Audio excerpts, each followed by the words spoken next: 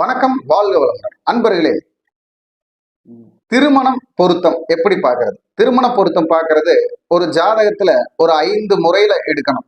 திருமண பொருத்தம் பார்க்கணும்னா நட்சத்திரத்தை மட்டும் நம்ம கணக்கு பண்ணக்கூடாது. நட்சத்திரத்தையும் பார்த்துக்கணும், ராசியையும் பார்த்துக்கணும், லக்னத்தையும் பார்த்துக்கணும், பாவக கட்டங்களையும் பார்த்துக்கணும், எந்தெந்த பாவக கிரகங்கள் பலமா இருக்குங்கிறதையும் பார்த்துக்கணும். அப்படி பார்த்து அதை சரிவர செயல்படுத்தி ஒரு திருமண பொருத்தத்தை இயக்கினால்தான் அதுல இந்த செவ்வாய் தோஷம், ராகு தோஷம், கலத்திர தோஷம்னு சொல்லக்கூடிய சர்ப்பதோஷம், எந்த தோஷம் இருந்தாலும் இந்த கிரகங்களுடைய இணைவும் பலமும் இருந்தால் அடிபட்டு போகும்.